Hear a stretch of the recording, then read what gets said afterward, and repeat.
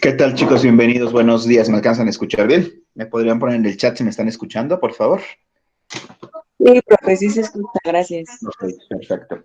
Bueno, antes de comenzar, como siempre, vamos a comenzar 9:10 nuestra clase, pero voy a dar estos 10 minutos para que, si existe alguna duda en relación a la clase, a los contenidos, a la dinámica, o cualquier otra duda que tengan, me la puedan plantear. Si no hay dudas, a las 9:10 en punto comenzamos. ¿Ok? Ok, gracias.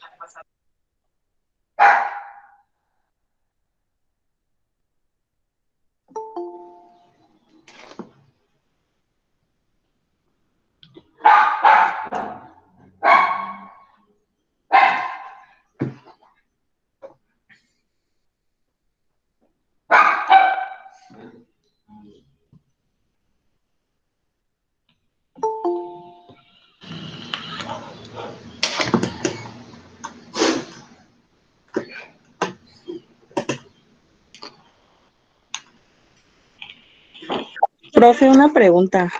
Sí, Abigail, te escucho. Gracias. En cuestión de la tarea de esta semana, tiene que ver con el mismo tema de la reflexología, ¿verdad?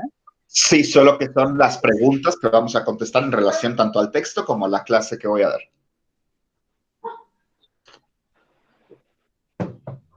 ¿Sí me expliqué? Ok, perfecto. Sí, gracias. Dedicamos 2 clases más o menos a cada sistema, ¿vale?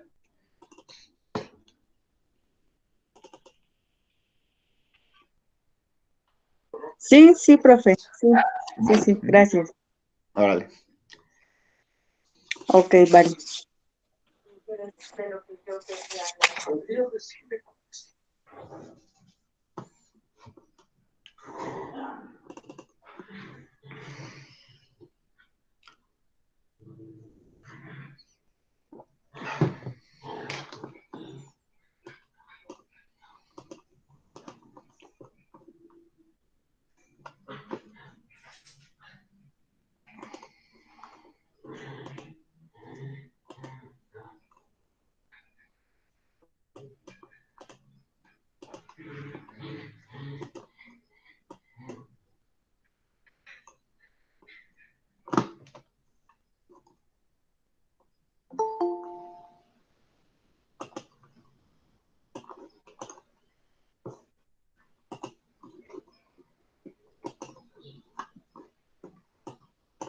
Bueno, justo ahora se debería estar compartiendo mi presentación. No sé si estoy en lo correcto. ¿Alcanzan a ver mi presentación? Dice principales axiomas, por favor. Sí, profe. Ujú.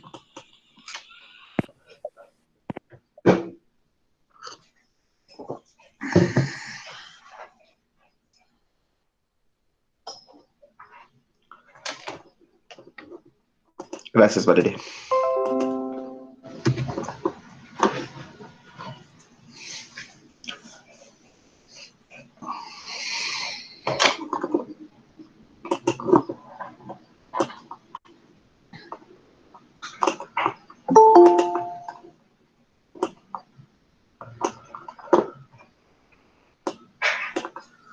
Profe, buenos días. Una pregunta. Sí, te escucho. ¿Ya tiene el día del examen? Sí, nuestro examen es el próximo miércoles. Ok, gracias. De hecho, está publicado ya en la página, en la plataforma. Y les mandé mensaje a todos, me parece. Ok, gracias, profe. Sí. Sí va a durar las 2 horas, ¿verdad? Va a durar las 2 horas, en efecto, las 2 horas. Ok, vale. Ujú. La retroalimentación, que bueno, sería básicamente ya el programa, la plataforma misma les da su calificación, pero cualquier Ujú, duda queda pendiente para el próximo miércoles, de hoy en 15, digamos. ujú, ok. Ujú. No lo voy a poner difícil, profe? Está difícil. Ay, no, tampoco. Ay, es que luego ponen unas preguntas de confusión múltiple y así como, Las mías son de confusión múltiple. Justamente, yo, no, yo soy el no, creador de las preguntas de confusión múltiple. mm, pues ni hablar, Mm, ya que. Ni hablar. No, sí Ok, podemos hablarlo, pero no lo voy a cambiar. pues ya que, profe, Ya, de verdad. pues sí.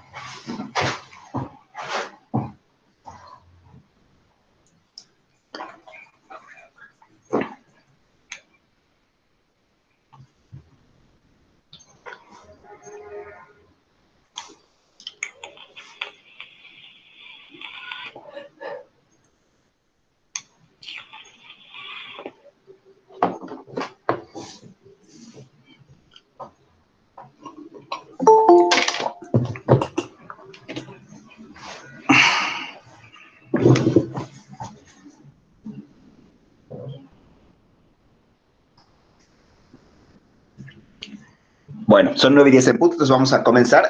Nada más para aclarar, por ahí mandaron un mensaje en el chat. Era una broma el tema de que es muy complicado el examen. Vamos, sí tiene su nivel de dificultad.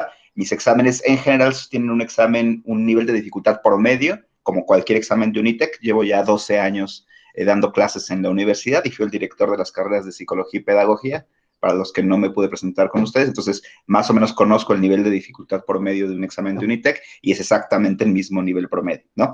Y bueno, si no pudieron entrar a las clases, entiendo que algunos se integraron después. De cualquier manera, las clases están videograbadas. Entonces, si ustedes revisan la videograbación de las clases, toda la información del examen viene en las clases.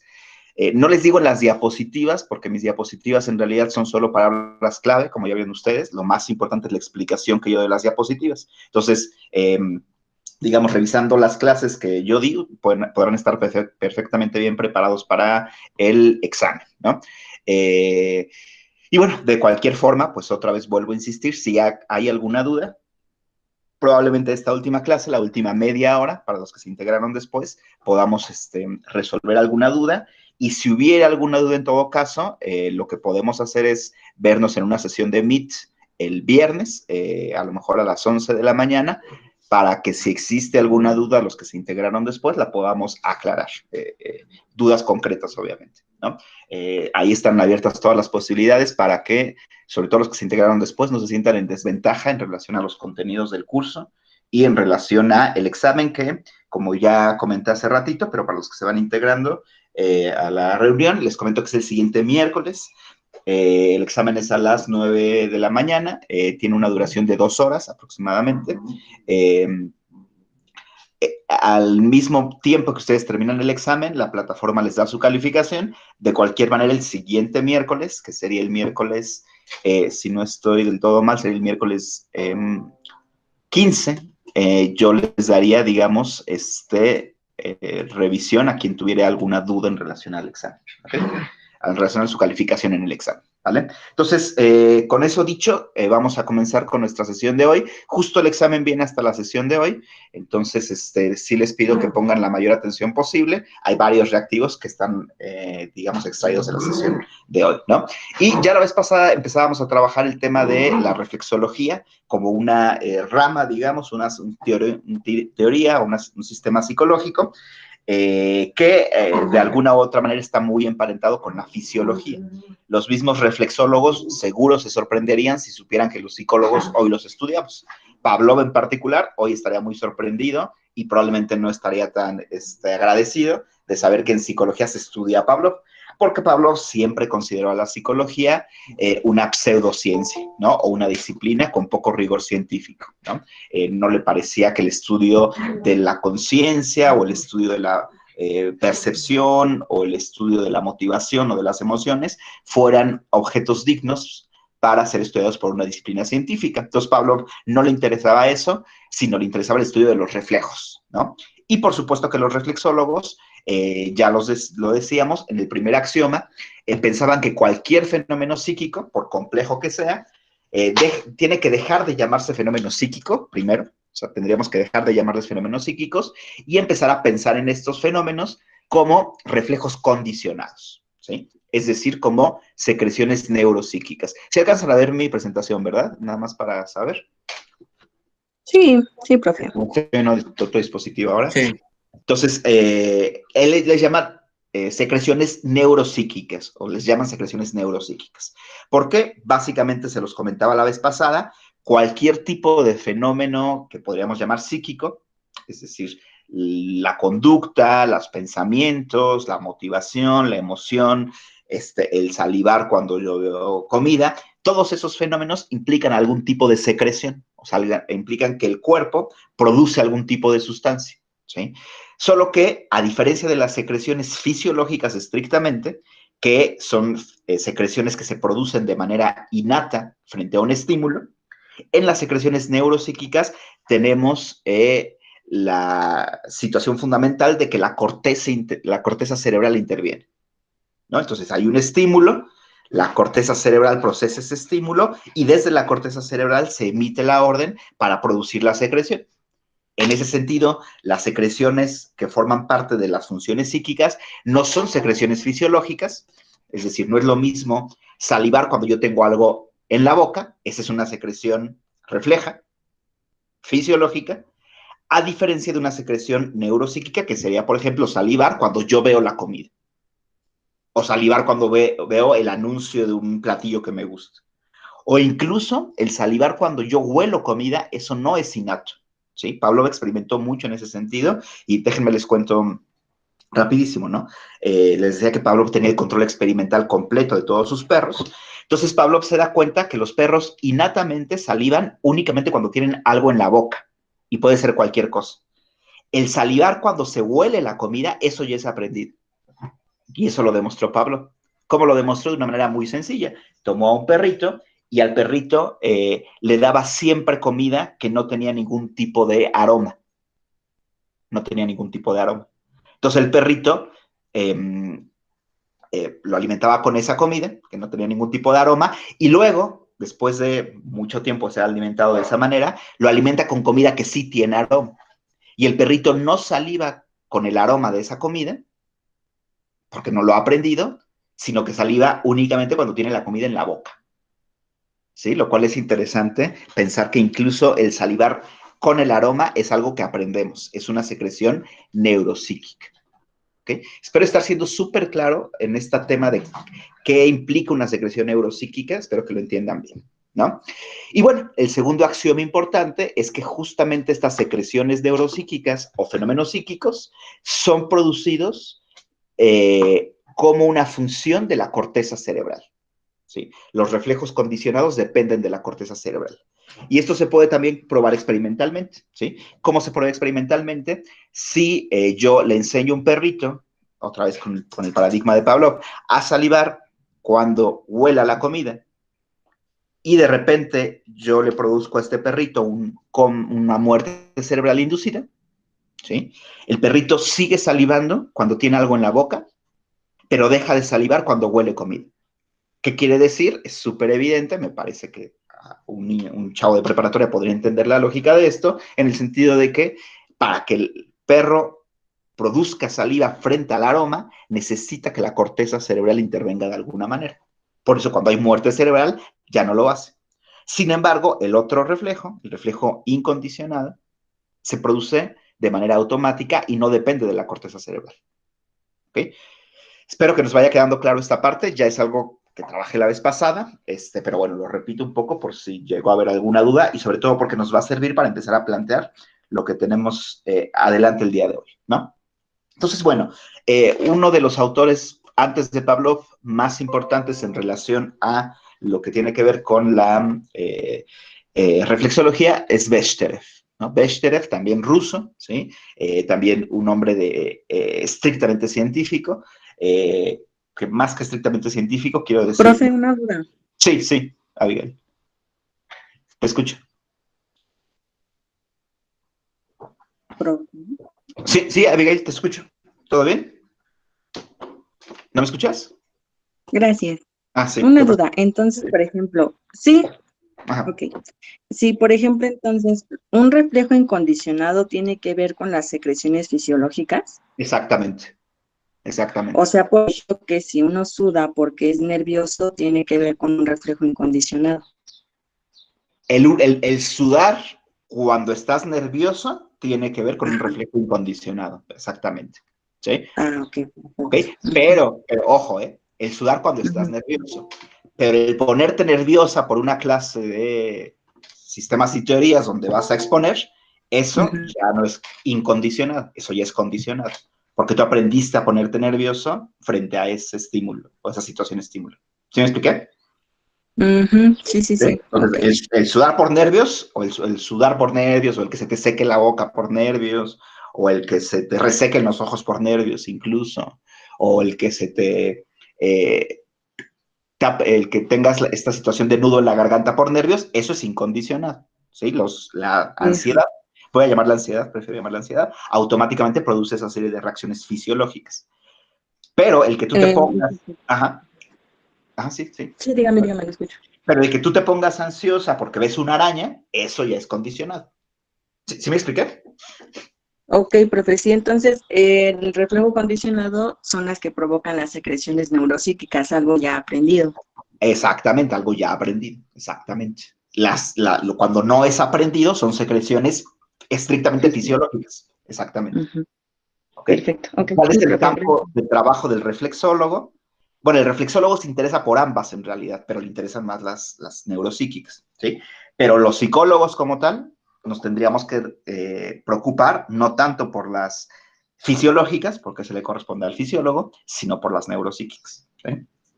Perfecto. Ok, profe, muchas gracias. Bueno, entonces Bechterev fue justamente, les decía, un hombre pues, digamos, estrictamente experimental.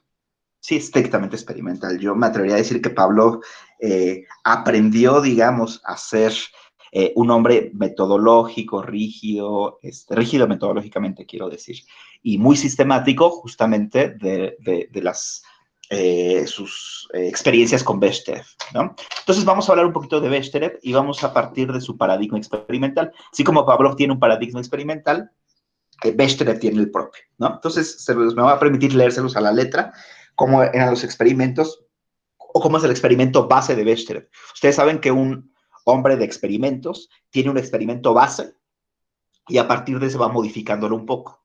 Entonces, ¿cuál es el experimento base de Bechterev? Es el siguiente. El sujeto experimental es un perro de 1 año sin historia de aprendizaje. ¿Ok? Es decir, es un perrito que tiene 1 año y que ha sido limitado en cuanto a sus historia de aprendizaje. Ha aprendido pocas cosas y nada en relación al experimento que se va a presentar, ¿no? Se encuentra atado por medio de un arnés, de tal manera que este impide al máximo su movilidad. ¿Sí? Entonces, el perro, aparte de que no ha aprendido mucho, tiene 1 año y está atado por medio de un arnés. ¿Sí? Esto limita al máximo su movilidad. A ver, una pregunta, ¿por qué será importante, les pregunto, atar al perro con un arnés? ¿Por qué no dejarlo que deambule por el cuarto?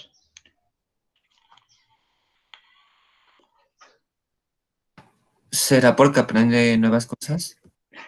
O sea, sí, en buena medida tienes razón, porque acuérdense que el experimento se trata de tener el máximo control sobre todo lo que ocurre en el dispositivo experimental. Entonces, si yo dejo que el perrito se mueva como quiera por el cuarto, no estoy teniendo todo el control posible. De hecho, estoy dejando una gran cantidad de elementos sin controlar, como por ejemplo el movimiento, y que a través del movimiento el perro inadvertidamente aprenda.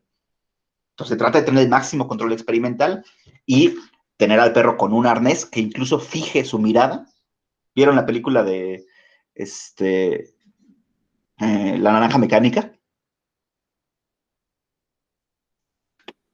Sí, ¿Sí? ¿Se acuerdan cómo fijan incluso la mirada de Alex, ¿no? O sea, él tiene que estar viendo la pantalla. Bueno, justo ese es el tema. Fijar al máximo toda la movilidad de nuestro sujeto experimental, por lo menos en este caso, ¿no? En el primer ensayo, el experimentador se acerca lentamente al perro. Lentamente. Saca una aguja y lo pincha en la pata derecha. En total tarda exactamente 1 minuto. O sea, desde que el experimentador entra a la habitación donde está el perro, se aproxima al perro y pica su pata derecha, todo eso dura 1 minuto estricto. ¿Ok? En ese momento se observa un reflejo incondicionado en el perro. es decir, una secreción fisiológica.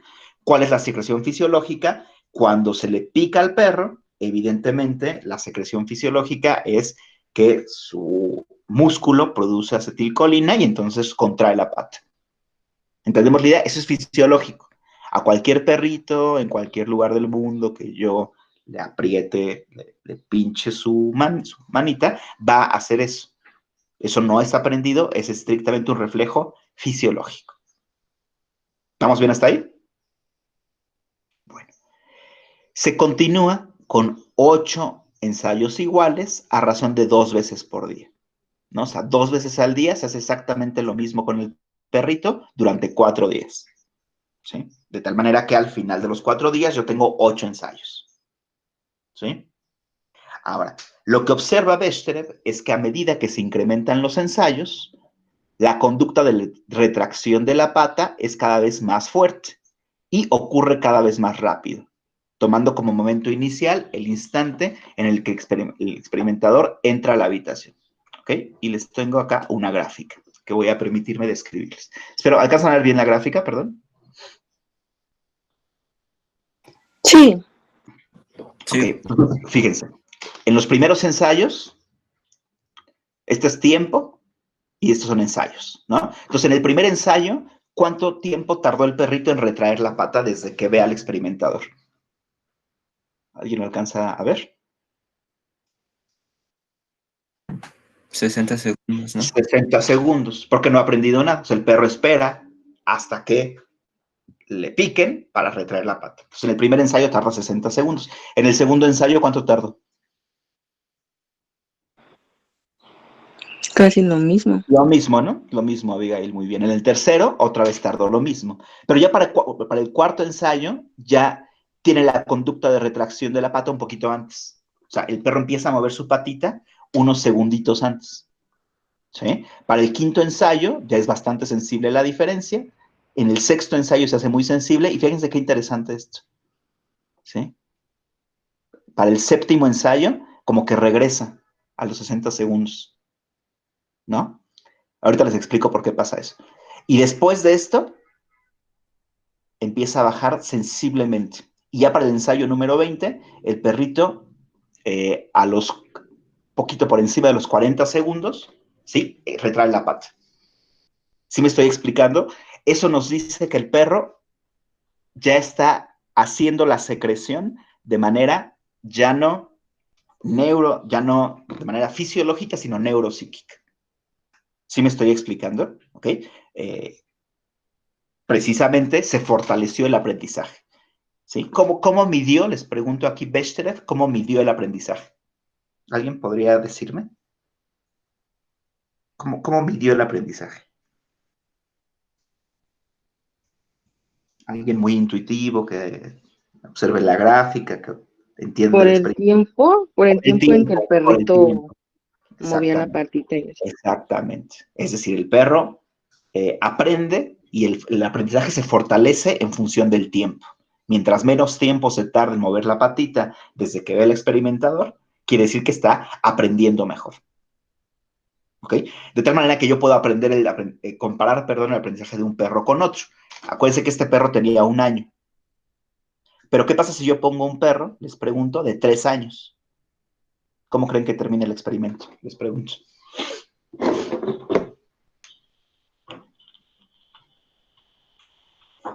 Este perro tenía 1 año. Un perro de 3 años, ¿cómo creen que aprenda? ¿Más rápido, más lento, mejor, peor? Yo siento que más lento, ¿no? ¿Ustedes creen que más lento? Ok, entonces, a lo mejor en estos mismos ensayos, terminaría por acá, digamos. ¿Sí? Ok, muy bien. Ahora, una pregunta que me gustaría que todos contesten en el chat, por favor, esto, porque quiero varias respuestas. Espero haya varias respuestas, ¿sí? Para que me den a entender que entendieron, valga la redundancia. ¿Qué cambiarían en el experimento para que el perro aprendiera mejor? ¿Sí? Recuerden todo el dispositivo cómo era. 1 minuto entre que el experimentador entra y lo pica, ¿sí? Eran 2 ensayos al día, ¿sí? Fueron, se hacían 2 ensayos al día, ¿no? Y el perro tenía 1 año. ¿Qué podríamos cambiar para que el perro aprendiera mejor? Voy a leer algunos de los comentarios que van haciendo y ahorita explico si sí o si no. Dice Andrea Vite darle un refuerzo. Ok. ¿Alguien más? Más ensayos al día, dice Richie. Estímulo, no entendí eso de estímulo, Abigail. Ahorita me explicas a qué te refieres. Ajá. Ir subiendo el nivel del estímulo. Ah, ok, que a lo mejor primero lo pincho con una aguja y después a lo mejor en vez de pincharlo con una aguja, lo pincho con una aguja más grande o más fuerte. Ok. ¿Alguien más? Refuerzo en intervalo de aciertos. A ver, Alex, te voy a dar la palabra para que nos expliques cómo sería eso. Porque eso me parece que pertenece a otro paradigma. Pero a ver, platícanos, Alex. Bueno, sí, de hecho sí es otro Sí, ¿verdad? paradigma, pero, sí, pero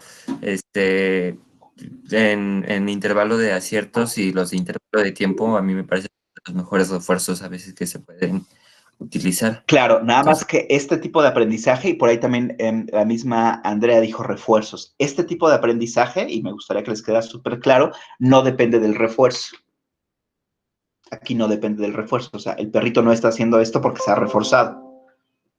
¿Sí se dan cuenta? No hay ningún refuerzo. ¿Cómo estoy reforzando aquí al perrito?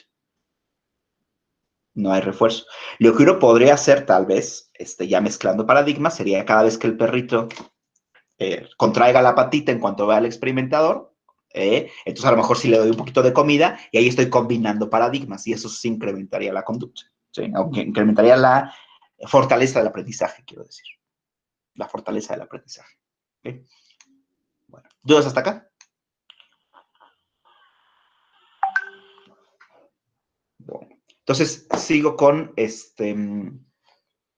los más ensayos al día, por supuesto. Si yo en vez de hacerlo 2 veces al día, lo hago 4, por supuesto. Ok, de menor edad, puede ser que de menor edad aprenda mejor, ¿sí? Ok, bueno. Entonces, este es el paradigma fundamental de Bester, ¿sí? Ahora, voy a ser un poco repetitivo, pero me interesa que tengan súper claro esto, ¿sí? ¿Cómo es la secreción fisiológica o evento fisiológico? Únicamente tiene 2 elementos. Tiene un elemento receptivo y un elemento reactivo, ¿sí? Antes de que el perrito aprenda, o sea, cuando la situación era innata, únicamente recibía, digamos, la percepción del dolor y reaccionaba a ella. Entonces, directamente de la reacción de la recepción a la reacción. ¿Sí? Sin embargo, cuando hablamos de una secreción neuropsíquica, tenemos 3 eventos. Tenemos la recepción, la asociación y la reacción. Me voy a detener un poquito en la asociación, porque la asociación implica uno de 2 procesos fundamentales para la Bechterew, ¿sí? Que voy a definirles para que lo tengan. ¿Sí? Cuando tenemos un proceso de facilitación, implica que la conducta se presenta de manera más rápida. ¿Ok? Está viendo un canal, digamos, que facilita que la conducta se presente de manera más rápida. A eso se le llama facilitar. Y tiene que ver con el cerebro, aquí está el cerebro, lo asociativo lo hace el cerebro, que facilita. ¿Sí? Pero también tenemos otro proceso que es el proceso de inhibición. La inhibición lo que hace es debilitar o hacer que se presente de manera más lenta una conducta. ¿Ok? En este caso en particular, ahorita les voy a poner un ejemplo de facilitación, de inhibición, del otro, pero en este caso en particular, ¿qué hubo? Les pregunto, lo pueden poner por el chat si gustan. ¿Facilitación o inhibición?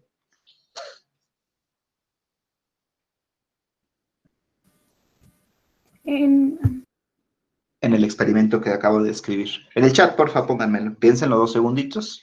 Facilitación, dice Alex.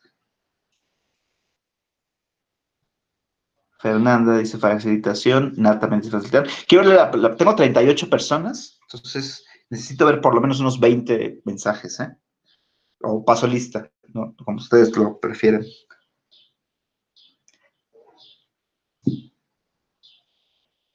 Sí, ahorita lo repito, Viridiana, con gusto.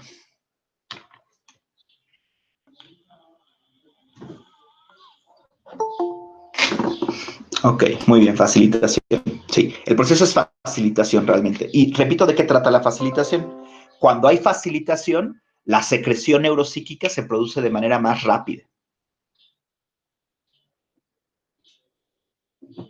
¿Sí? O sea, en este caso, fíjense que el perrito empieza a mover la patita de manera más rápida, o sea, antes incluso de ser pinchado. De hecho, el perrito ya no necesita percibir el dolor, sino con únicamente empezar a percibir el experimentador, empieza a retraer su patita. Hubo facilitación.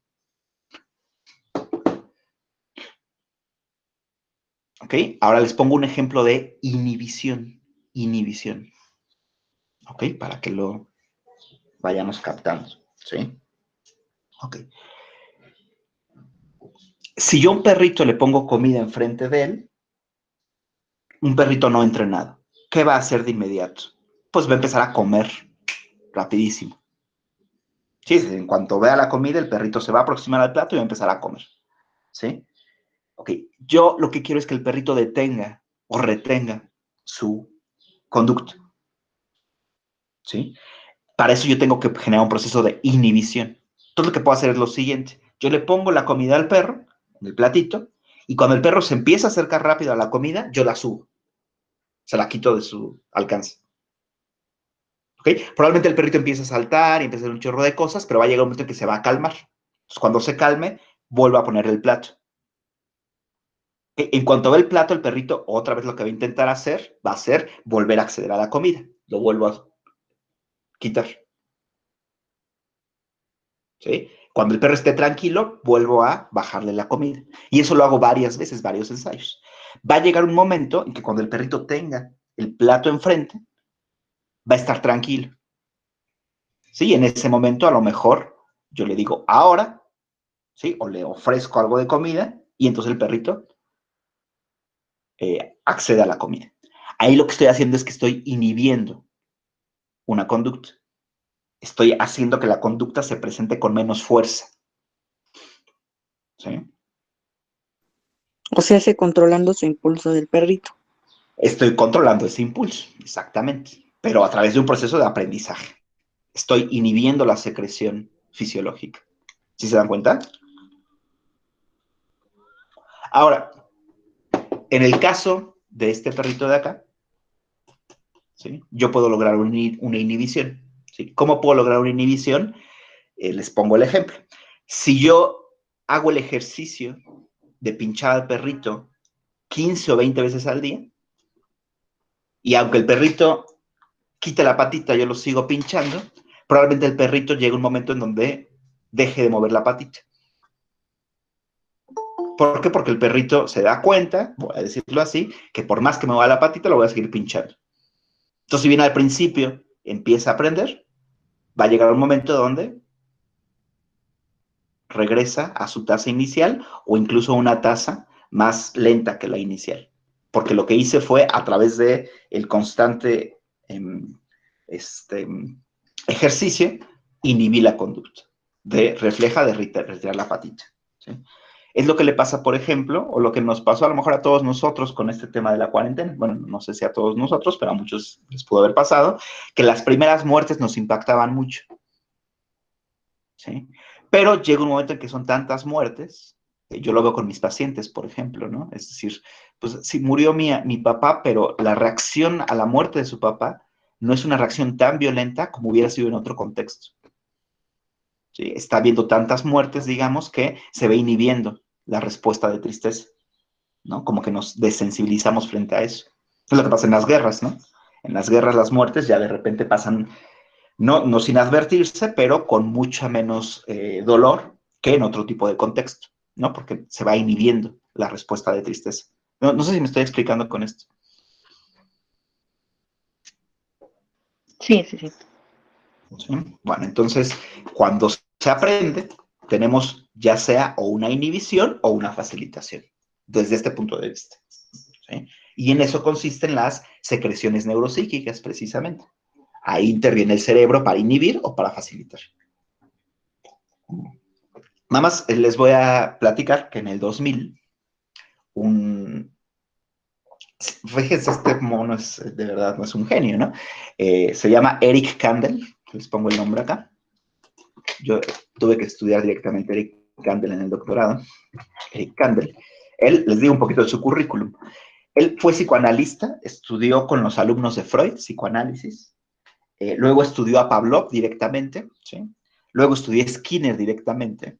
Y luego estudió neurociencias, ¿no? O sea, el cuate tenía, o tiene, porque todavía está vivo, un chorro de bagaje. Y en el 2000, Eric Kandel usó este paradigma de condicionamiento para explorar la neurofisiología de la memoria. La memoria. Y Eric Kandel, a través de su exploración de la fisiología de la memoria, describe lo que pasa con las neuronas cuando hay facilitación y lo que pasa con las neuronas, cuando hay inhibición. Y eso nada más le dio el premio Nobel de Fisiología en el 2000, este cuate, ¿no? Pero no es Carandel, es Kandel. Kandel, sí. Entonces, evidentemente, este paradigma de Bechterev y después perfeccionado por Pavlov está dado para mucho, ¿no? Actualmente sabemos qué pasa con una neurona cuando hay facilitación y qué pasa con una neurona cuando hay inhibición, ¿sí? A nivel neuronal, o sea, a nivel micro. No a nivel de todo el cerebro, sino de las neuronas, ¿no? Y lo hizo condicionando a un animalito que se llama Aplicia. Usó el paradigma de condicionamiento clásico, pero no con perritos, sino con este molusquito que se llama Aplicia. Entonces lo condicionó y en Aplicia investigó lo que pasa con sus neuronas, ¿no?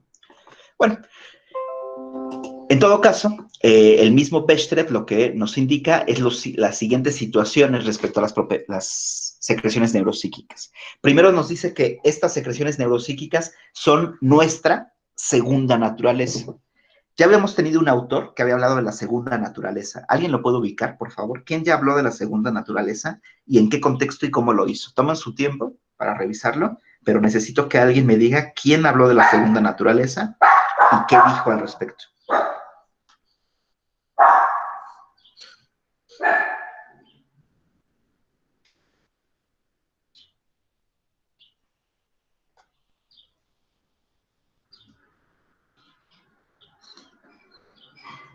Búsquenle, revísenlo, lo deben tener en sus anotaciones o algo por el estilo, pero necesito que alguien me diga quién habló de la segunda naturaleza y qué dijo al respecto.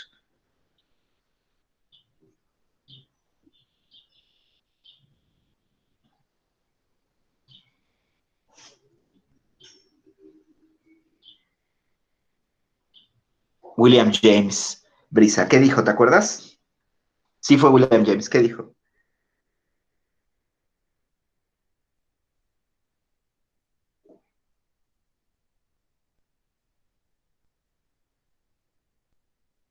¿Te acuerdas del nombre pero no de lo que dijo?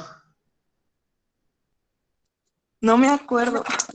No, a ver, búsquenle. O sea, sí les estoy dando tiempo para que lo busquen, porque es importantísimo que lo tengan claro.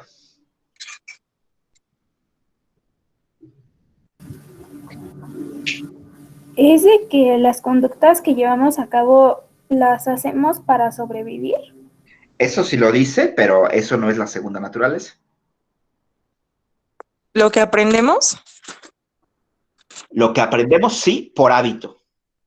Lo que dice puntualmente William James es que los hábitos son nuestra segunda naturaleza. Y los hábitos son justamente conductas o patrones conductuales que aprendemos porque los repetimos mucho, ¿no? Entonces, fíjense cómo no están hablando de algo muy distinto. Aquí también lo que nos dice Bechterev es que la segunda naturaleza son nuestros reflejos condicionados, que los reflejos condicionados se instalan en nosotros porque es algo que se repite, ¿no? El perrito, para que él aprenda a retirar su patita antes de que yo lo pinche, él lo aprende porque fue repetido.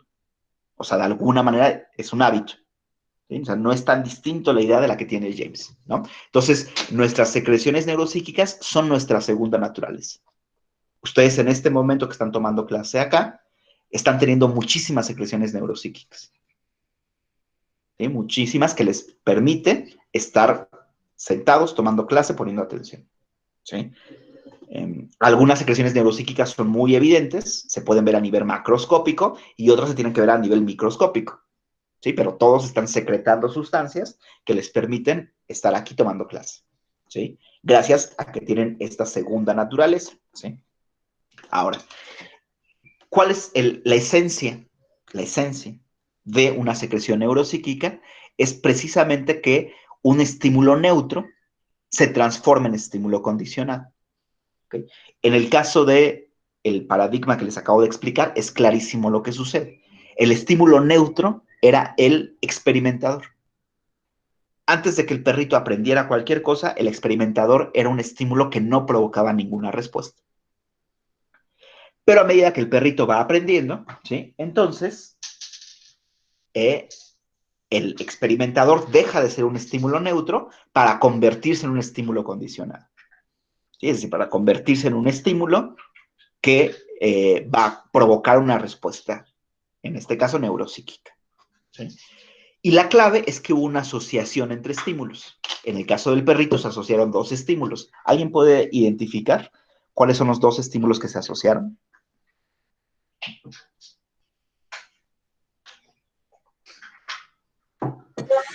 Cuando le pica la patita y cuando entran al cuarto en donde estaba el perro para, pues, picarlo.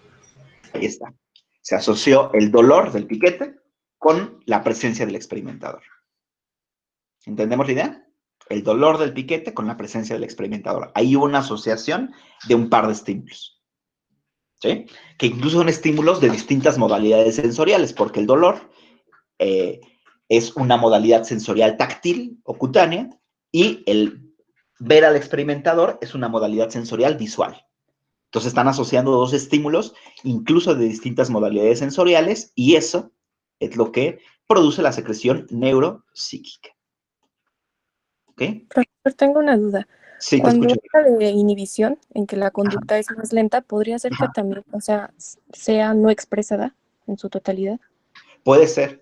Hay un fenómeno que experimentaron otro par de psicólogos experimentales que se llaman Slickman. Bueno, el principal es Slickman. Espero estarlo escribiendo bien. Y Slickman, en su paradigma experimental,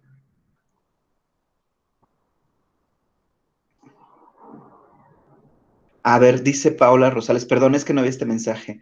Oye, Paula, no veo a tu compañero pidiéndome acceso. Sí puede entrar, nada más que vuelva a mandarme la liga, o que vuelva a mandar la solicitud porque no lo veo, ¿sí? Y perdón, tampoco vi lo que dijo Romy Soberanes. Sí, Romy, la formación de hábitos. Una disculpa, no vi que lo pusiste. No sé por qué mi chat no se bajó. Ah, ok, Paula, gracias. Bueno, entonces les platicaba en respuesta a la pregunta de Renata, de Slickman. Slickman, fíjense lo que hace con unos perritos. No voy a describir a profundidad el experimento, nada más lo comento muy rápido. Con un perro lo que hace es lo siguiente. Lo mete en una jaula, ¿sí? Bueno, una caja problema, digamos, grande, y la caja problema tiene una reja electrificada abajo. ¿Sí? Entonces lo que hace Slickman es que cada cierto tiempo, de hecho muy, muy contiguo, o sea, cada 15, 20 minutos, le da una descarga eléctrica al perro.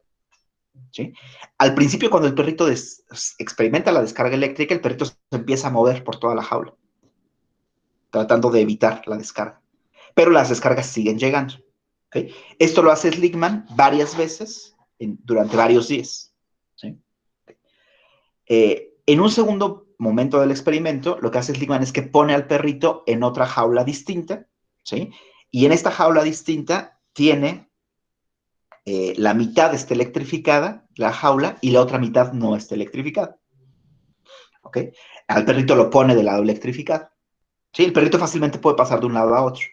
Pero el perrito ya aprendió, como ya aprendió que por más que haga no va a escapar de la descarga eléctrica, que el perrito, aun cuando lo ponga en esa jaula, el perrito recibe la descarga y se queda tranquilo recibiendo la descarga, sin moverse. ¿Sí? Entonces, ¿qué quiere decir? Que aquí se inhibió la conducta de escape. El perrito ya no escapa, ¿no? Ya se llama desesperanza aprendida, ¿sí? De hecho, ya está pues como una parábola, digamos, del elefante. No sé si lo han escuchado, la parábola del elefante, que de chiquito al elefante, cuando es pequeñito, lo atan con una cadena, ¿sí? Y entonces, evidentemente, cuando el elefante trata de moverse, como es muy pequeño el elefante, cada vez que se mueve, la cadena lo lastima. Pero cuando el elefante crece, y a lo mejor tiene ya 15 años o 20 años, sigue teniendo la misma cadena. Fácilmente la podría romper, pero ya no lo hace. Ya no se mueve. ¿Por qué ya no se mueve? Les pregunto.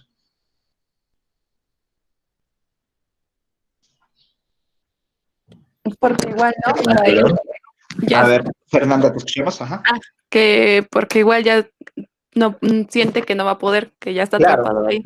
Claro, porque desde chiquito se lastimaba cada vez que lo hacía, entonces llegó un momento en donde ya se inhibe por completo esa conducta, ¿no? Sí, se acostumbró, es una manera de decirlo también, ¿no? Okay. Sí.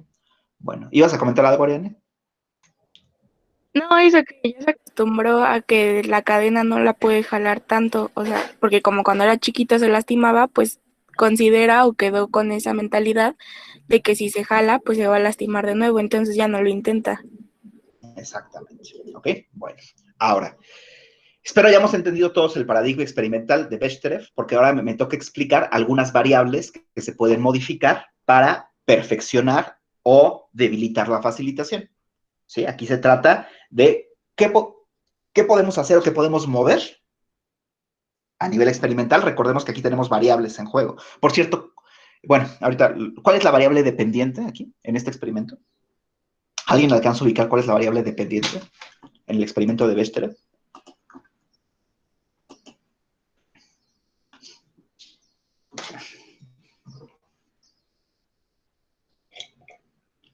Recuerden el experimento, les pongo la gráfica y alguien dígame cuál es la variable dependiente, por favor.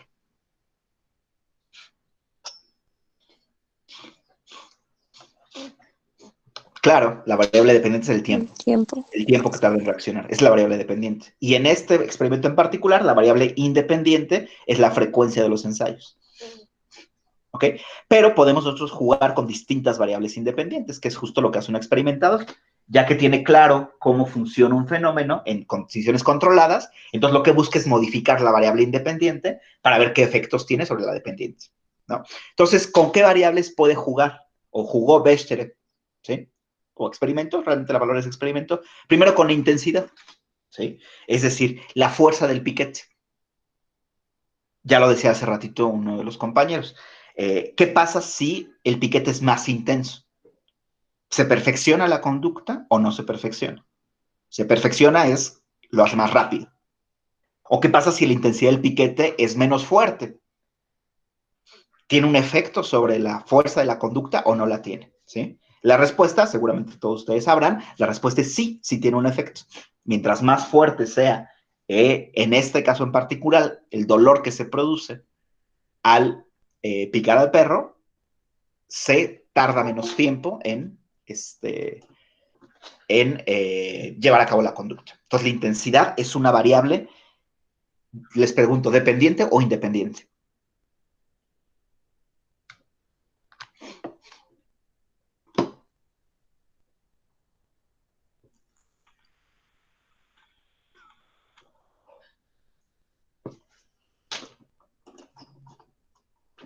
¿Dependiente o independiente? La intensidad del piquete. Independiente, independiente. Se corta, profe, ¿cómo? ¿Se está cortando? ¿Se está cortando mi audio, perdón? No. No. Creo que tú tienes problemas con tu conexión, Avi, porque fíjate que a mí también se me corta lo que tú dices. Bueno, voy a continuar y cualquier duda lo comentamos. Si no, acuérdate que la clase está grabada y grabado se graba bien, ¿no? Bueno, entonces la intensidad del piquete es una variable independiente. Independiente. Sí, es que se entrecorta mucho, profe. Sí, pero creo que, déjame.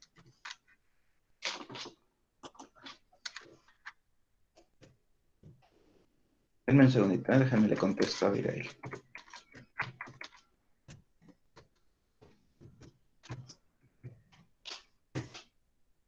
Pues la variable independiente es una variable con la que podemos jugar para, en este caso, mientras más intenso sea el piquete, el perrito aprende mejor. ¿Ok? Siempre y cuando no sea demasiado intenso, porque si es demasiado intenso, probablemente, ¿qué pasará?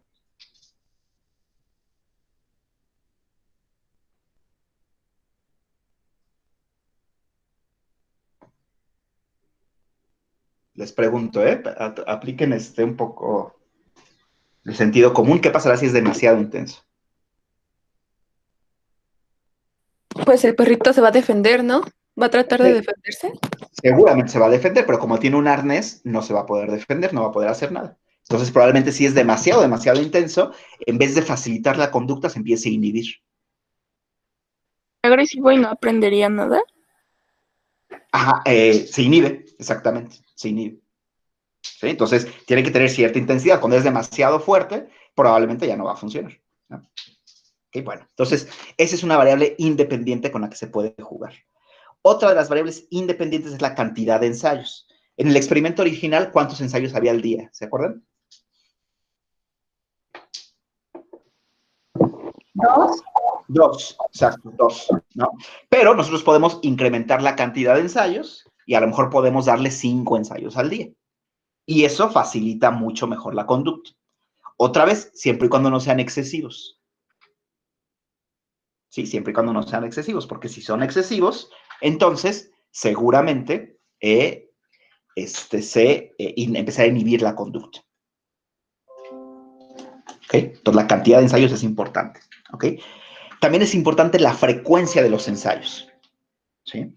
Es decir, es distinto hacer 2 ensayos al día, uno en la mañana y otro en la tarde, que hacer 2 ensayos al día, pero 2 en la mañana, por ejemplo. ¿Sí? La manera en cómo estén distribuidos los ensayos a lo largo del día también tiene una influencia sobre la perfección del aprendizaje. ¿Ok? Entonces aquí tenemos otra situación donde hay, digamos, una variable independiente que tiene un efecto. ¿Sí?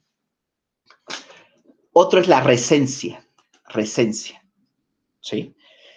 Les explico primero cómo podemos jugar con la resencia y luego, ¿cómo se llama? Les digo qué es resencia, ¿ok?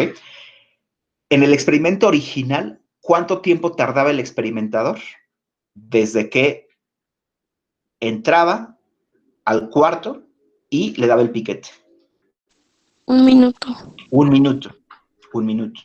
Ok, ahora, ¿qué pasaría si en vez de que tarde 1 minuto, tarda 20 segundos? ¿Se perfeccionaría el aprendizaje o no? ¿Qué piensan ustedes?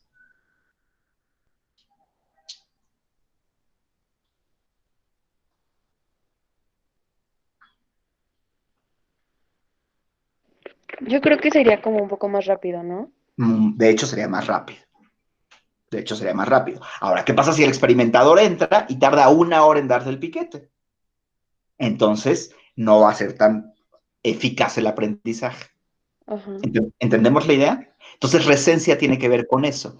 ¿Qué tan contiguos, lo voy a decir con esas palabras, son el estímulo neutro? Me voy a regresar un poquito. ¿Qué tan contiguos es el estímulo neutro? Perdón, el estímulo neutro en relación al estímulo incondicional. ¿Qué tan contiguos? En este caso, la contigüidad era de 1 minuto. ¿Sí? Pero si la contigüidad fuera de 1 hora, probablemente el aprendizaje sería muchísimo menos eficaz. ¿Sí? Probablemente. ¿Ok? Aun cuando, por ejemplo, les voy a poner un ejemplo que también estos cuates eran unos genios, los reflexólogos, investigaron en relación a los reflejos que tienen que ver con el malestar estomacal y los problemas estomacales. Ellos investigaron lo siguiente, les pongo para que vean lo fantástico que es. En la comida le daban al perrito, en la mañana le daban al perrito desayunar un alimento X, un nuevo alimento para él, pero un alimento X. ¿Sí? Digamos, les daban croquetas tipo A. Siempre le dieron croquetas tipo B y un día le dan croquetas tipo A. ¿Ok? Y por la tarde, a las 3 de la tarde tal vez, le inyectan al perrito, sin dolor, evidentemente, una sustancia que le produce malestar estomacal. ¿Entendimos el experimento? En la mañana le dan una croqueta distinta y en la tarde le inyectan un alimento que de manera condicionada produce malestar estomacal. Incondicionada, perdón, lo hace vomitar. ¿Ok? Bueno, resulta que, fíjense qué loco, ¿eh? Cuando el perrito, le vuelvo a dar al perrito el alimento tipo B, el perrito no se lo come. ¿Entendieron qué pasó?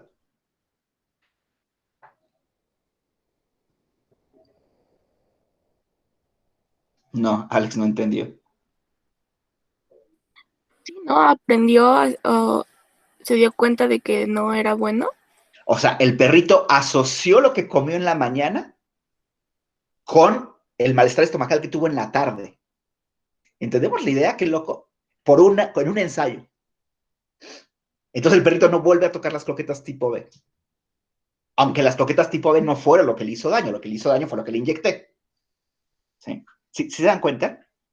Aunque hubo un chorro de horas de intermedio. ¿Ok? Eso explica nuestros gustos y disgustos en términos de lo que comemos. Les puedo poner un ejemplo. Si yo cuando era niño, tenía 3 años, y me dieron huevo hervido en la mañana, ¿no? Me comí mi huevo hervido. Y en la tarde ocurrió un temblor, el temblor del 2017. ¿Qué creen que hace mi mente con eso?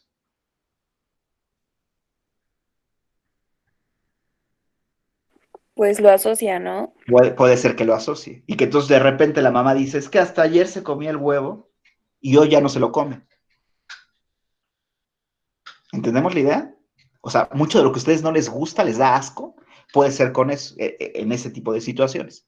El día que se divorciaron sus papás, ustedes comieron albóndigas. El día que se separaron y hubo una pelea horrible. Bueno, si ustedes eran chiquitos, puede ser que lo hayan asociado. ¿Sí? Bueno, ¿dudas hasta acá? De cualquier manera, la recencia sí es importante. Por lo menos en algunas situaciones es importante. Aquí es importante que mientras más rápido entre el experimentador y le pique, más rápido o mejor se va a aprender. ¿Sí? A la recencia también se le llama contigüidad. Contigüidad. Okay. Bueno. ¿Cómo se llamó ese experimento de la comida? No tengo el nombre del experimento como tal, Alex. Tendría yo que buscarlo. El nombre del experimento no lo tengo presente. Bueno, ¿vamos bien hasta acá? Sí, profe. Ok. Gracias.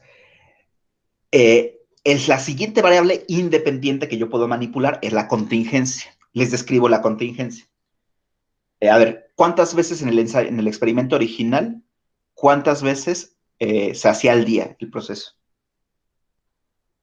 Otra vez les pregunto. Bueno, ya todos lo anotaron 2, ya lo tienen bien claro, ¿no? Ahora, digamos que yo varío un poquito esto. Hago que el experimentador entre una vez, le dé un piquete, entre una segunda vez, no le dé un piquete, y entre una tercera vez y sí le dé el piquete. ¿Qué creen que pasa? ¿Se facilita o se dificulta el aprendizaje? Se podría dificultar porque no es constante. Exactamente, exactamente, porque no está viendo lo que se llama contingencia. Contingencia sería cada vez que entre el experimentador le dé el piquete. Cada vez. ¿Sí? Si el experimentador no cada vez que entra le da un piquete, sino algunas veces sí y otras no, sobre todo cuando va empezando el proceso de aprendizaje, entonces se va a dificultar. El perrito va a aprender más lento. ¿Sí? Es evidentemente lo que sucede cuando, por ejemplo, al niño a veces lo castigan y a veces no lo castigan. Ese es otro paradigma, pero también en este paradigma aplica la contingencia. Si a veces lo castigan y a veces no, pues el aprendizaje no se perfecciona. ¿Sí? ¿Okay? Entonces la contingencia implica justamente eso, que hay una relación casi perfecta entre la presencia del estímulo condicionado, que es el experimentador, y la presencia del estímulo incondicionado, que es el dolor. Si cada vez que aparece el experimentador hay dolor, se va a facilitar mucho el aprendizaje. ¿Okay? No, América, yo no doy repasos. Creo que lo expliqué en algún momento. Yo no doy repasos ni guías, no. No. Si tienen alguna pregunta puntual, con gusto la puedo, ya estamos por terminar lo que va a trabajar el día de hoy, entonces si tienen alguna pregunta puntual, con gusto la resolvemos, pero guías o repasos, no. ¿De frecuencia o de recencia? ¿De frecuencia? Acá. Viridiana? Sí, claro. Claro. Digamos que yo quiero condicionar, voy a poner otro ejemplo un poco distinto. Hay un reflejo que es el reflejo de contracción pupilar. Estoy poniéndolo con otro ejemplo.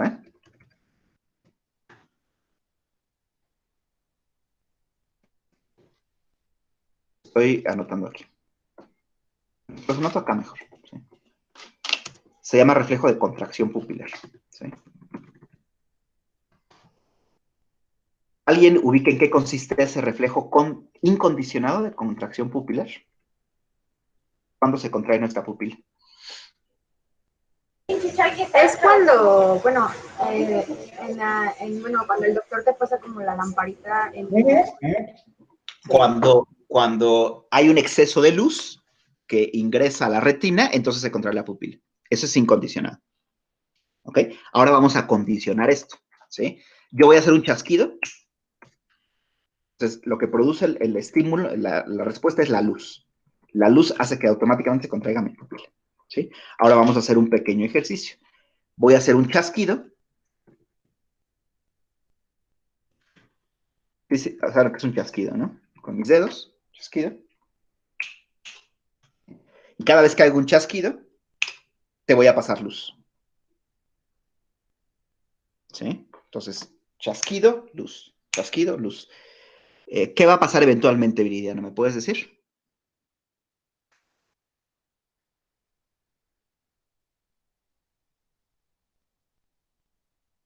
¿Se va a contraer la pupila? Sí, pero ¿frente a qué estímulo? Sí, la pupila sí, pero ¿frente a qué estímulo, Viridiana? Frente al chasquido. Eventualmente eso va a pasar. ¿Ok? Muy bien. Ya entendemos hasta ahí. Ahora vamos a jugar un poquito con esto. ¿Sí? Digamos que yo únicamente hago el ejercicio por las mañanas 3 veces. ¿Sí? O sea, la frecuencia es en la mañana 3 veces. Y ya. ¿Ok? Ahora, voy a hacer otra frecuencia. Mi frecuencia es 3 veces en la mañana y 3 veces en la noche. ¿Con qué crees que aprenda mejor? ¿Con el primero o con el segundo?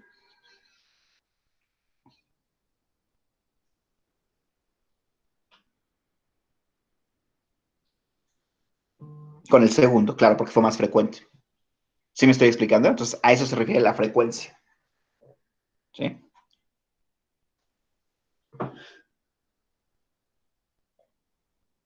Ok, nada más les comento, este ejemplo que les acabo de poner, de condicionar el reflejo de contracción pupilar, es una forma de demostrar la existencia temprana de demencia Alzheimer.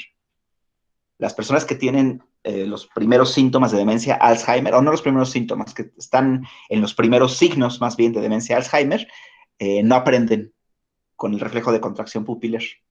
Ustedes rápido lo aprenderían, ¿eh? Rápido. A lo mejor con unos 10 ensayos ya aprendieron. ¿Sí? Alguien con demencia Alzheimer probablemente tarde 20 o 35 ensayos en poder asociar el chasquido con la luz. ¿Por qué? Porque evidentemente su cerebro ya está dejando de funcionar. O bueno, una parte de su cerebro, quiero decir. ¿Sí? ¿Me expliqué?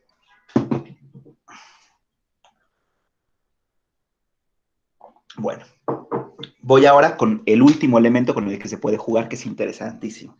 ¿Ok? A ver, el experimentador entraba a la habitación donde estaba el perro vestido con una bata blanca. Sí. ¿Ok? Así entraba, vestido con una bata blanca. La pregunta es, ¿qué pasa si el experimentador todos los días cambia su atuendo? Un día entra con una bata blanca, otro día entra con una bata amarilla, otro día entra con otra bata rosa. ¿Qué pasará? ¿Aprenderá mejor el perro, peor o igual?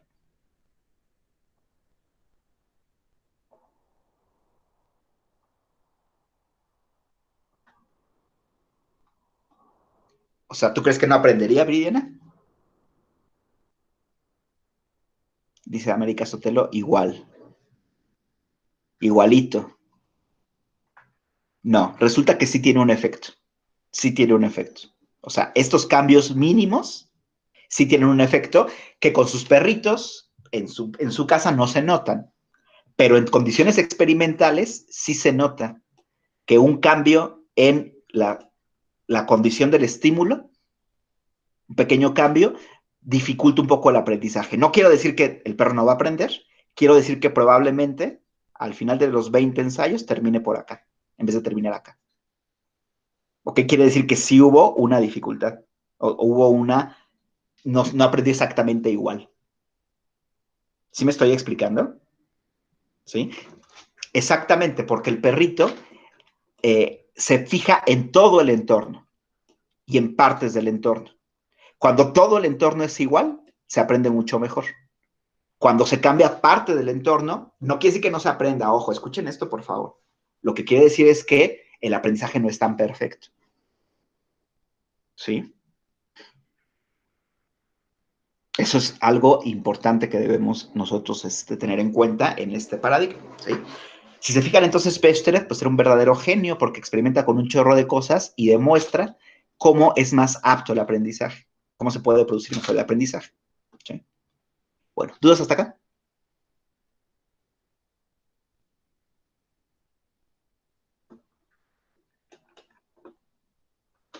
Vale.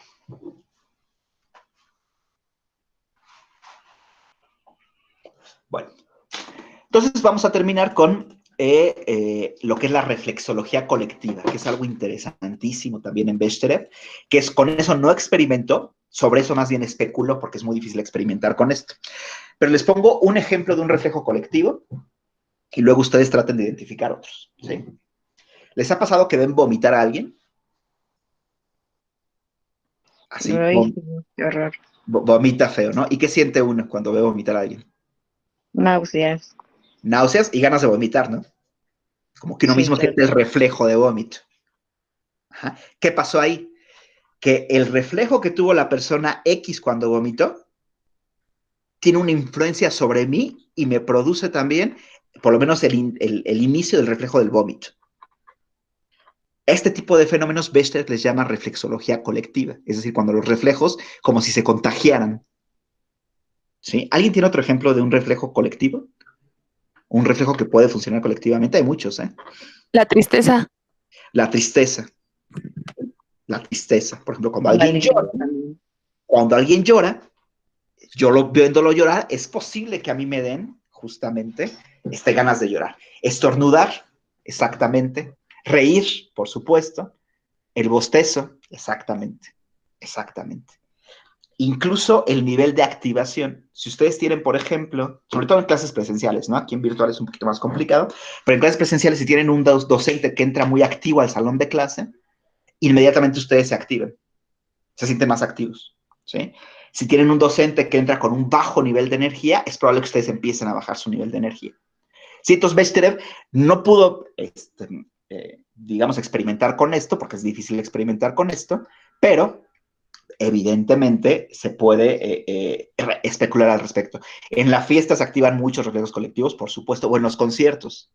¿Les ha pasado que entran a un concierto y lo voy a describir vulgarmente? Sienten como toda la vibra de toda la gente.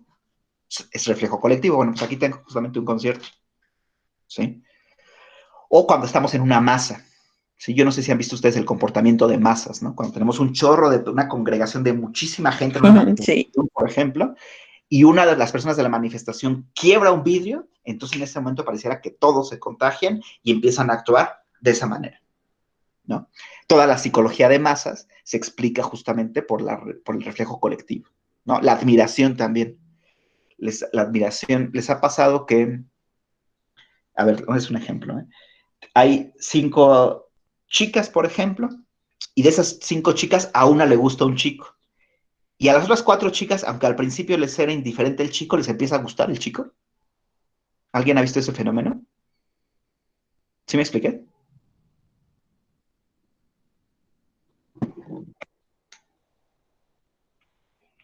¿A poco nunca han visto algo así? ¿Sí? Que como es que se contagiara el gusto, ¿no? Sí, claro. Sí. Ok, eso es un reflejo colectivo. O nunca han visto un niño que pasen junto a los globos y le valen gorro los globos. pero pasa el primito y dice, quiere un globo, y entonces el otro primito ya quiere un globo. ¿Se ha visto ese tipo de cosas? ¿Sí? Es justamente, son fenómenos de reflejos colectivos. ¿Sí? Lo que Bechterev tiene muy claro es que nuestro cerebro funciona de manera distinta cuando estoy solito que cuando estoy en grupo. En grupo, la manera en cómo funcionan mis reflejos puede modificarse. ¿Ok? Y a eso le llama reflexología colectiva. Bueno, ¿dudas hasta acá, chicos? No, profe. Ok. Abro el espacio por si existe alguna duda respecto a cualquier tema que hayamos revisado. Respecto al examen también, cualquier inquietud que tengan, la comentamos. Hasta aquí va a venir el examen, justo hasta reflexología colectiva viene el examen. Entonces les doy 10 minutos para que planteen cualquier pregunta que tengan. Y si no, pues bueno, acá dejamos. Por ejemplo, cuando tenemos una idea fija y el que todos piensen diferente nos hace no expresarlo, ¿sí? Puede ser un buen ejemplo, ¿sí? O por ejemplo, digamos que tú tienes una idea fija y otra idea también, esa otra persona tiene la misma idea fija que tú. Y entonces la persona dice, yo tengo esta idea, y todos se burlan de él. Entonces están burlando de él, ¿eh? Y él se pone nervioso, y tú te empiezas a poner nervioso, aunque tú no hayas dicho tu idea. ¿Entendemos la idea? ¿Sí? Estás copiando, por así decirlo, el estado emocional del otro. ¿Sí me expliqué, Aldo?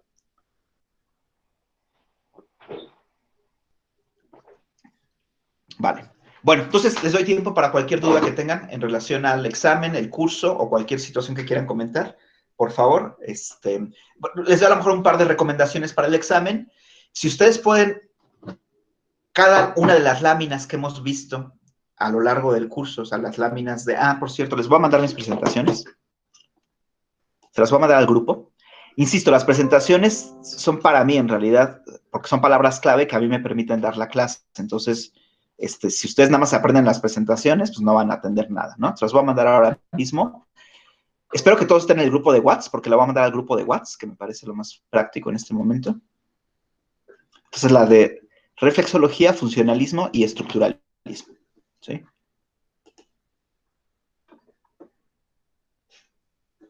Profe, ¿cómo? Bechterev, Bechterev. Ajá. ¿Sigue siendo parte de la reflexología? Es el primer reflexólogo. Ajá. Ah, ok, gracias.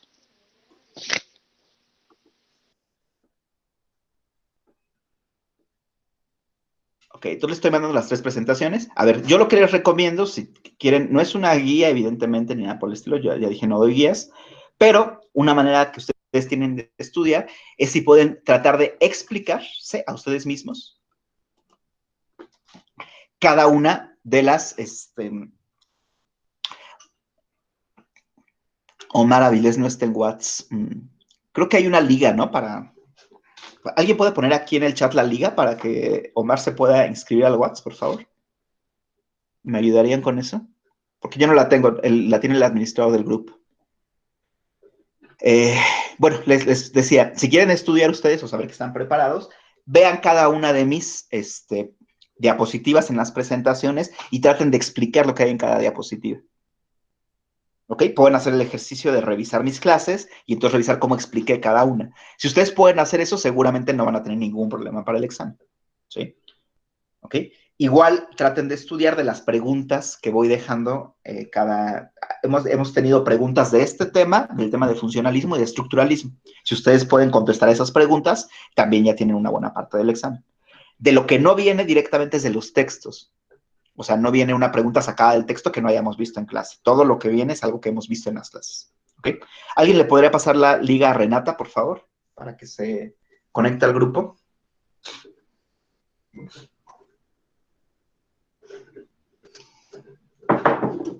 Bueno, ¿alguna otra duda? Doy 10 minutos para que presenten cualquier duda. Y si no, pues dejaríamos acá y los vería el siguiente miércoles, ¿ok?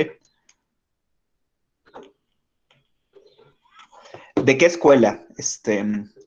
¿De la escuela estructuralista? ¿Viridiana?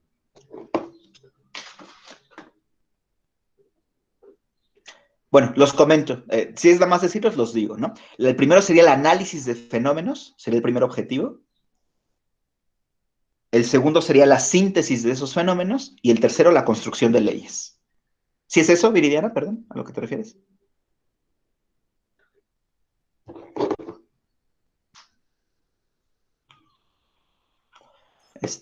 No sé si Profe, ¿los puede repetir, por favor? Sí, el primero para Wundt. Estos son los objetivos para Wundt en la investigación psicológica. Primero, analizar los fenómenos.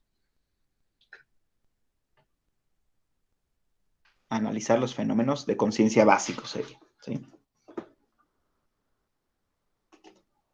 El segundo sería hacer una síntesis de esos fenómenos para finalmente formular leyes.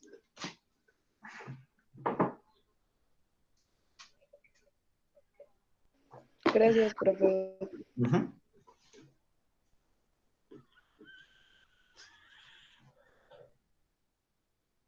La contingencia de las variables, sí, claro, es en este tema en particular. Entonces, la contingencia tiene que ver con lo siguiente.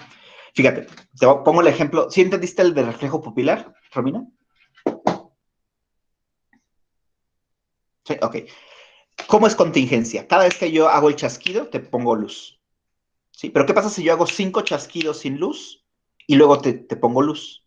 Y luego hago 2 chasquidos y pongo luz. Y luego 5 chasquidos y pongo luz. Resulta que no corresponde cada chasquido a la luz, sino que a veces hay chasquidos sin luz. Eso quiere decir que no hay una contingencia perfecta. La contingencia perfecta sería cuando a cada chasquido le corresponde un rayo de luz. ¿Cuándo es mejor el aprendizaje? Cuando hay una contingencia perfecta. Cuando hay una contingencia que no es perfecta, el aprendizaje se debilita. No quiere decir que no aprenda, pero se debilita. ¿Sí me expliqué? Ok.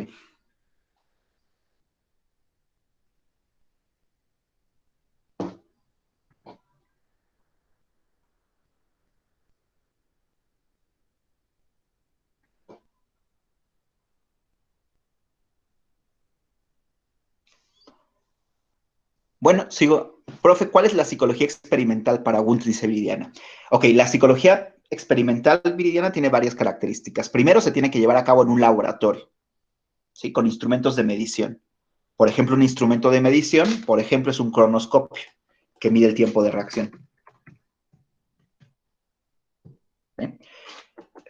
Cronoscopio, lo anoto aquí en el chat, cronoscopio de Hipp. Entonces, la primera característica es que se tiene que llevar a cabo en condiciones de laboratorio, ¿sí? Se tiene que llevar a cabo con sujetos entrenados. Regularmente los sujetos experimentales de Wundt eran sus propios alumnos. Y esos sujetos tienen que estar entrenados en lo que es la introspección analítica. Lo anoto acá. Entonces, ¿en qué consiste la experimentación para Wundt? Yo a mi sujeto experimental le presento un estímulo, por ejemplo, le presento un sonido, y le hago preguntas en relación al sonido que está experimentado. Por ejemplo, ¿el sonido te parece agradable o desagradable? ¿Te parece alto o bajo? ¿Te parece un tono fuerte o débil? Entonces, el Wundt lo que hacía era, le hacía preguntas al sujeto experimental e iba tomando las respuestas. Luego, a otro sujeto experimental le presentaba el mismo estímulo con las mismas preguntas. Entonces, Wundt lo que iba haciendo era tomando como una gran muestra de cómo cada sujeto reportaba experimentar el estímulo que le estoy presentando. Eso era lo que Wundt denominaba psicología experimental. Sí, luego podría variar el estímulo, podría ponerle otro tono un poco distinto y ver si la persona, bueno, hacerle las mismas preguntas a la persona. ¿Sí me expliqué, Viridiana Reyes? Sí.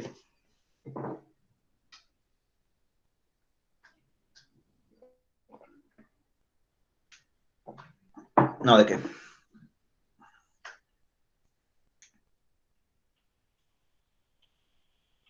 Profe, la teoría del yo, según James, era que tenía dos, ¿no? El conocedor y el conocido. Exactamente. Y de eso Exactamente. se salen otros, ¿no? El sujeto, el yo puro identidad. O sea, esos no se cuentan como yo, sino como uno No, solo. o sea, el yo conocido, por ejemplo, es al mismo tiempo el yo objeto y es al mismo tiempo el yo empírico y se divide en varios, el espiritual, el material, el social, ¿cierto? Y el yo conocedor es el yo sujeto, que al mismo tiempo es la identidad que tenemos de nosotros mismos, ¿no? Ok, gracias. Uh-huh.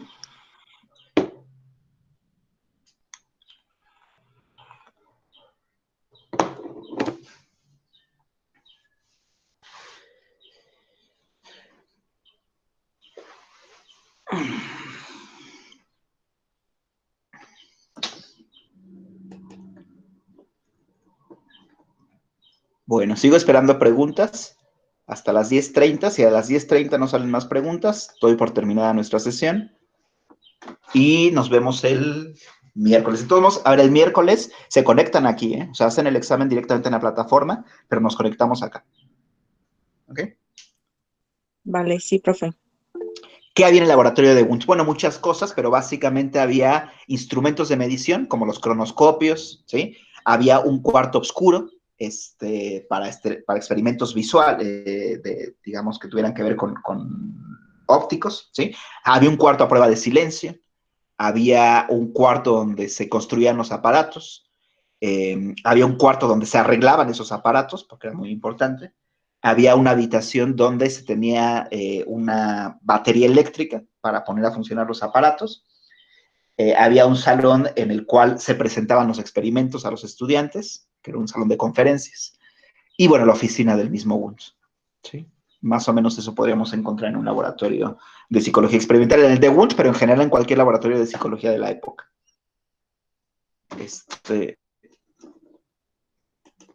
¿Sí me expliqué, Viridiana Reyes?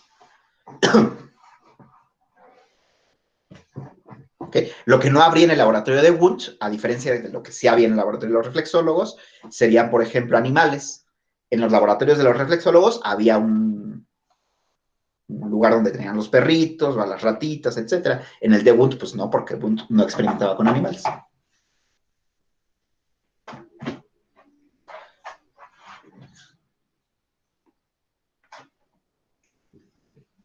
Depende de quién estemos hablando, Natalia. En Wundt tenemos dos dimensiones, la interna y la externa. ¿Sí? En la externa tenemos los fenómenos más simples, como por ejemplo los sentimientos, las sensaciones, las imágenes y los recuerdos. Y en la externa tenemos los más complejos, como la apercepción, la voluntad, el pensamiento. ¿Sí? Ese sería en Wundt. En James, o sea, en el funcionalismo, tenemos tres elementos. Tenemos el elemento de la percepción del estímulo, el procesamiento de ese estímulo y la respuesta al estímulo. ¿Sí? Con sus concomitantes anatómicas, digamos, su concomitante funcional y su concomitante en la conciencia. Y para el reflexólogo sería la reflexión, la asociación, la recepción, la asociación y la respuesta. ¿Me expliqué, Nat, o lo hice muy rápido? Sí, lo podría decir un poco más lento. Nada más lo de James. En James nada más. Ok, en James tenemos tres dimensiones, ¿sí? Tenemos la dimensión de la recepción del estímulo, del procesamiento y de la respuesta. ¿Ok? Esas son las tres, digamos, dimensiones, ¿no? Pero además, esas tres dimensiones se dan a nivel, lo digo lento, a nivel anatómico, a nivel funcional y a nivel de la conciencia. Sí, a lo mejor vale la pena poner el esquemita. Dame 2 segundos. Ok, muchísimas gracias, profe. Ajá. Voy a poner el esquema, entonces denme 2 segundos para dejar de presentar acá. Presentar el esquema de...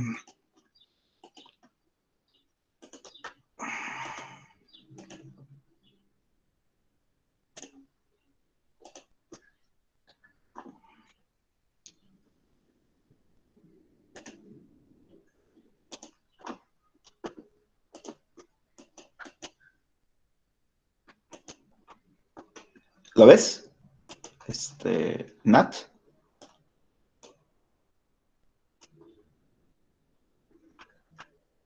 Bueno, entonces tenemos tres dimensiones. La dimensión de la estimulación, del procesamiento del estímulo y la respuesta. Esas son las tres dimensiones. ¿Sí?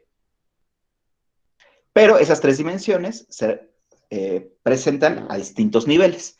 A nivel anatómico, la estimulación se percibe en las fibras aferentes, se procesa en el cerebro y la respuesta se da a nivel de las fibras eferentes, los músculos. ¿Sí? A nivel funcional, la estimulación produce sensaciones, el procesamiento produce reflexión y la respuesta conductual produce movimiento. Así es según James. Y cuando se toma conciencia de la estimulación, se produce una percepción. Cuando se toma conciencia del procesamiento del estímulo, se produce una comprensión. Y cuando se toma conciencia de la respuesta conductual, se produce un impulso. ¿Sí? Entonces tenemos 3 dimensiones, pero esas 3 dimensiones se expresan en 3 niveles distintos. A nivel anatómico, a nivel funcional y a nivel de la conciencia. ¿Me expliqué, Natalia? Sí, sí, profe, ya lo entendí perfecto. Muchísimas gracias.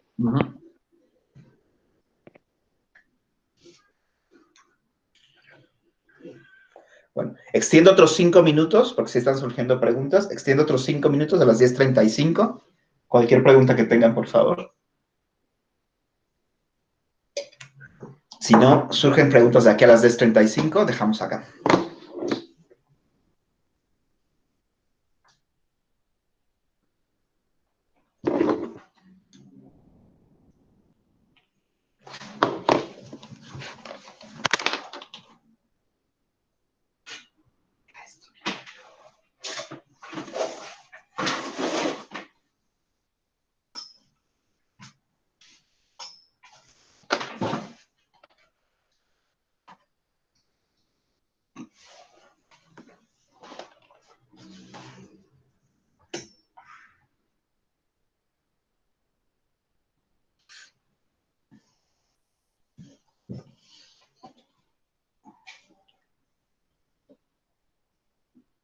Profe, ¿podría volver a explicar la metodología experimental de la reflexología? Dice Karen. Sí, claro, Karen. A ver, básicamente en la reflexología lo que tenemos, que no es exclusiva de la reflexología, sino en cualquier experimento. En cualquier experimento lo que tenemos de entrada, ¿sí? Son nuestros sujetos experimentales, ¿sí? Que tienen que ser sujetos que básicamente, en el caso de la reflexología, no tengan ninguna experiencia previa de aprendizaje. Por ejemplo, el perrito que no ha aprendido nada. ¿Ok? Además de eso, tenemos que tener un control completo de todas las variables. ¿Sí? En el caso de Bestre, pues era muy claro que los perritos él mismo los criaba, sabía cuánto pesaba el perro, tenía todo el control de todas las variables, ¿no? Y básicamente lo que hacemos es comprobar cómo una variable independiente influye sobre una variable dependiente. En el caso de Bestre, por ejemplo, la idea era cómo la frecuencia con la que yo ensayo con el perrito el tema de el pincharle la pata, cómo la frecuencia influye sobre el tiempo que tarda el perrito en producir la respuesta. Sí, entonces básicamente la idea es tener sujetos experimentales, que yo sé sus características, tener el control completo de las variables y finalmente modificar una variable independiente para ver su influencia sobre una variable dependiente. ¿Me expliqué, Karen?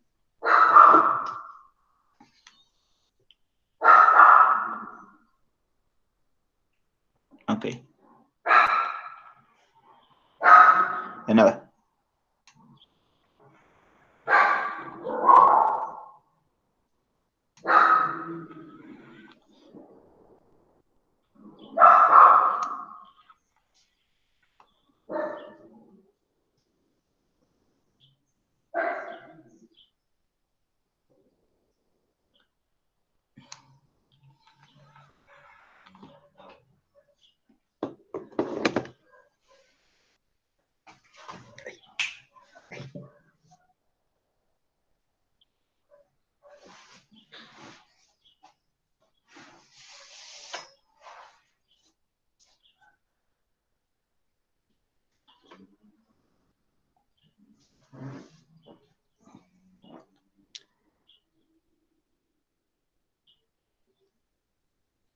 Bueno, no hay ninguna otra duda.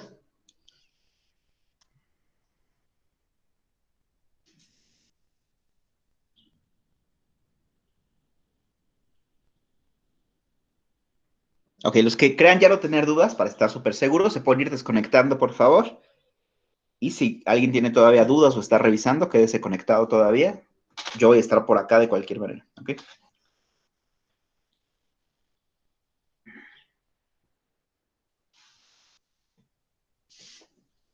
Igual, Roxana, bonito día.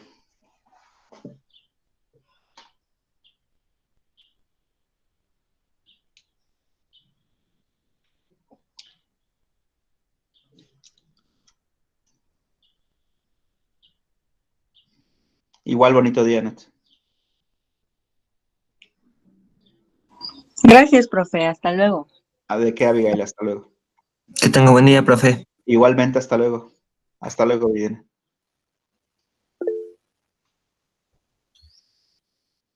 Chao, chao, Valeria. Nos vemos, Kelly.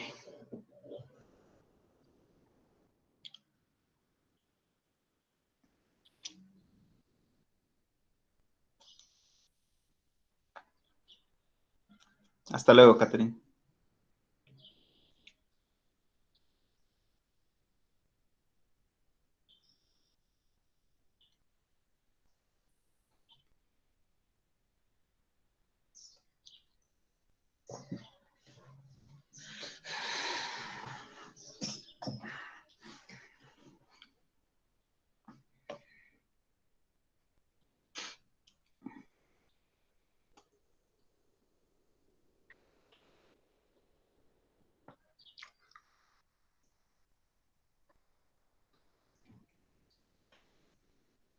Lindo día, María. Hasta luego.